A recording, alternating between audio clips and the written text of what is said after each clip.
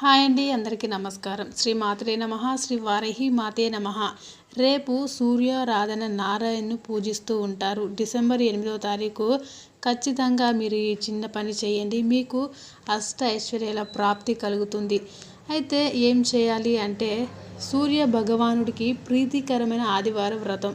మాఘమాసంలో ఆదివార వ్రతం ప్రత్యక్ష భగవానుడు శ్రీ సూర్యనారాయణమూర్తి. అయితే అతనికి ప్రీతికరమైనది ఆదివార వ్రతము. ఈ వ్రతము ఏ ఆదివారమైనా చేయవచ్చు. అయితే మాఘమాసంలో అన్ని ఆదివారాలే అయినా వీలు కాకపోతే ఒక ఆదివారమైనా చేయవచ్చు. సూర్య భగవానుడు అనంతమైన కిరణాలు కలవాడు, జగత్తుకు వెలుగు ప్రసాదించేవాడు, జ్యోతి స్వరూపుడు, దినరాత్రులు ఏర్పరిచినవాడు, ఆయు ఆరోగ్యాలు ప్రసాదించేవాడు, శుభాలను కలిగించేవాడు, మూల్లోకాలకు చూడమని దినమున మని వంటించేవాడు. అతని పేరు మీద ఏర్పడిన రోజు ఆదివారం.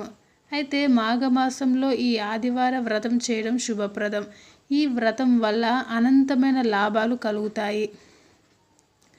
ఇందుకు సంబంధించిన ఒక పురాణ కథ కూడా ఉంది.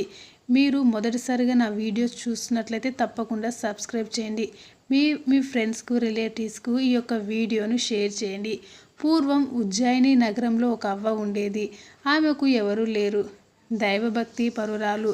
తెల్లవారుజామునే లేచి ఆవు పేడతో నీళ్లు జల్లి బియ్యపు పిండితో ముగ్గులు వేసేది.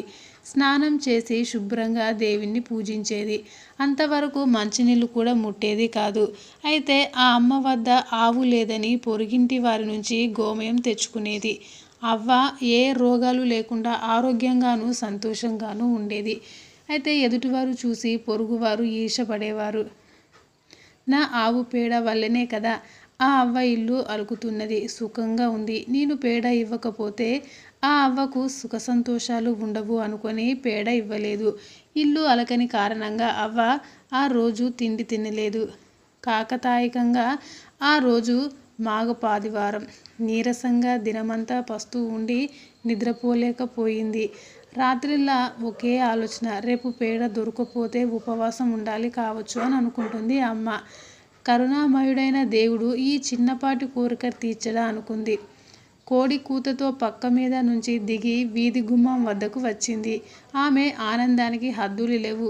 గుమ్మం ముందు ధవల వర్ణంతో మెరిసిపోతున్న ఆవు పేడ ఒకటి కనిపించింది. అవ్వను చూడగానే పేడ వేసింది. అప్పుడే భాస్కరుడి కిరణాల నేల మీద పడుతున్నాయి. గోవుకి దండం పెట్టి గోమయంతో ఇల్లంతా అలికి సంతోషంగా నిత్య కర్మలు పూర్తి చేసింది. అయితే ఆవు అక్కడ నుంచి కదల్లేదు. తను వండుకునేదే ఆవుకు ముందు పెట్టి తరువాత తను తినాలని అనుకుంటుంది అవ్వ. రాత్రైనా ఆవు కదలలేదు. దేవుడే తనకి ఇచ్చాడని అనుకుని ఇంట్లో కట్టేసుకుంటుంది. రోజు ఆవుకు మేత పెడుతుంది. పొరుగింటామె ఈ ఆవు అవ్వకు ఎవరిచ్చారు, బహుశా దొంగిలించింది కావచ్చు అని కక్షతో గ్రామాధికారికి ఫిర్యాదు చేస్తారు అక్కడి ప్రజలు. గ్రామాధికారి మనుషులు వచ్చి నువ్వు దొంగవు అని నేరం మోపి అవ్వను తోసుకెళ్ళిపోయారు. ఆ రాత్రి ఆమె దేవుడిని తలుచుకుంటూనే గడిపింది. అదే రాత్రి సూర్య భగవానుడు గ్రామాధికారికి కలలో కనిపించి, ఆ అవ్వ దొంగ కాదు, అవును నేనే ఇచ్చాను, తెల్లవారాక మునిపే ఆవును తిరిగి ఆమె ఇచ్చి పరిహారం 10 రూకలైంది అన్నారట. కోడి కూతతో లేచి ఈరోజు అయినా పొరుగామె పేడ ఇస్తుందా లేదన్న చిన్న ఆశతో వీధిలోకి వచ్చింది. గ్రామాధికారి మనిషి అవ్వను అప్పగించి ఆవును అవ్వకు అప్పగించి, అవ్వ ఈ ఆవు నీదే, నష్టపరిహారంగా మా యజమాని 10 రూకాలు ఇచ్చారు అనుకో అని అంటాడు. అది మాఘమాసం ఆదివారం. ఆనాటి నుంచి ఆ గ్రామవాసులు ఆదివార వ్రతం చేయడం మొదలుపెట్టారట. అయితే అన్ని పూజలు వ్రతాలలాగే మాఘపదివారం నాడు సూర్యోదయానికి ముందు లేచి తలస్నానం చేసి సూర్య భగవానుడి ప్రతిమ నుంచి కలశం పెట్టి సూర్య భగవానుడి షోడశోపచార పూజ ఇలా మాఘమాసంలో ఆదివారాలు ఈ వ్రతం చేయడం వలన జన్మ జన్మల సంచిత పాశం నశించి అనంత పుణ్యం లభిస్తుంది.